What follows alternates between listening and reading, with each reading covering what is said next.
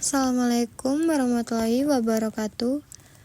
Pada kesempatan kali ini, kami akan membawakan materi tentang pembuatan strategi dan strategi global. Kami dari kelompok 11 yang beranggotakan saya sendiri, Zevanya Violeta, dengan NIM 2310105547, dan rekan saya Putri Paradiba 231010501387. Sebelum membahas lebih jauh, penting bagi kita untuk memahami apa sih sebenarnya yang dimaksud dengan strategi global. Pada slide kali ini saya sendiri akan menjelaskan pengertian dari strategi global. Strategi global adalah pendekatan yang digunakan perusahaan untuk bersaing di pasar internasional dengan mengkoordinasikan dan menyeragamkan kegiatan bisnisnya di berbagai negara, guna untuk mencapai efisiensi dan keunggulan kompetitif. Tujuan utamanya menciptakan laba optimal dengan menambah nilai produk dan menciptakan value creation. Strategi bukan sekedar perencanaan, melainkan tentang memahami posisi organisasi saat ini, tujuan yang ingin dicapai, dan cara mencapainya. Pembuatan strategi harus mempertimbangkan visi, misi, dan tujuan yang jelas, serta kondisi internal dan eksternal organisasi.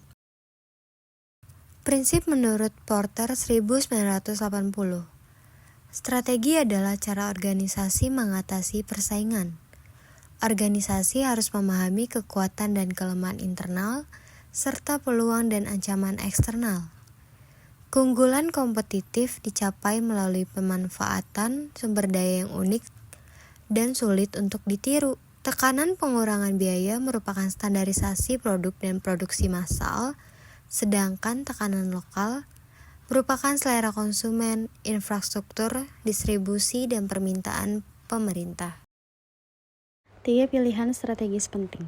Yang pertama, segmentasi pasar dan pemilihan target pelanggan yang spesifik. Yang kedua, menentukan proposisi nilai-nilai dan keunikan pada produk. Yang ketiga, menentukan bagaimana strategi diimplementasikan secara efisien, mulai dari perencanaan, pengorganisasian, dan pengawasan pelaksanaan strategi.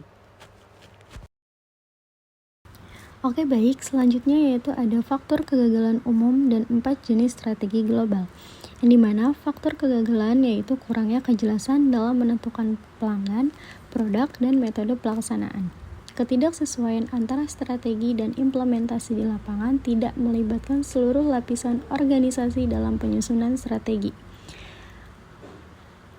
4 jenis strategi global: strategi internasional, transfer keahlian dan produk unggulan, strategi multidomestik, konsumisasi tiap negara, strategi global, standarisasi produk dan low cost, strategi transnasional, kombinasi semua strategi untuk efisiensi respon lokal.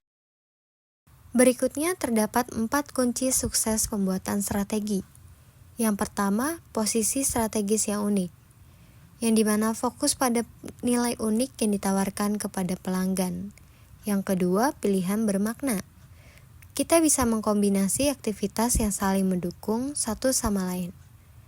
Yang ketiga, pentingnya nilai dan insentif, yang berisikan struktur organisasi, kultur, dan sistem penghargaan yang harus mendukung. Dan yang terakhir, komitmen emosional, di mana keterlibatan karyawan dalam strategi sangat penting.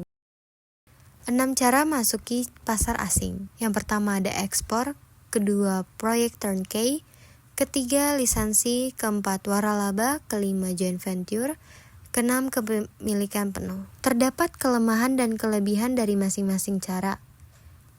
Ekspor, rendah resiko dan modal tapi kurang kontrol. Turnkey, keuntungan besar jika berhasil tetapi resiko proyek tinggi. Lisensi, investasi rendah, akses cepat, tetapi kurang kontrol kualitas dan resiko pembocoran teknologi. Waralaba, sistem teruji, namun biayanya tinggi dan ketergantungan pada franchisor. Joint venture, berbagi risiko dan keahlian, tetapi kurang kontrol dan potensi konflik. Kepemilikan penuh, kontrol penuh tapi investasi dan resikonya tinggi. Manajemen operasional global. Fokus pada peningkatan kualitas untuk mengurangi biaya, meningkatkan produktivitas, mengurangi cacat dan scrap, menurunkan biaya garansi dan perbaikan, fokus pada peningkatan kualitas untuk mengurangi biaya. Pemasaran global, menentukan kapan produk perlu standarisasi, memperhatikan preferensi konsumen global, strategi bauran pemasaran harus konsisten dan adaptif. Penyebab gagalnya strategi.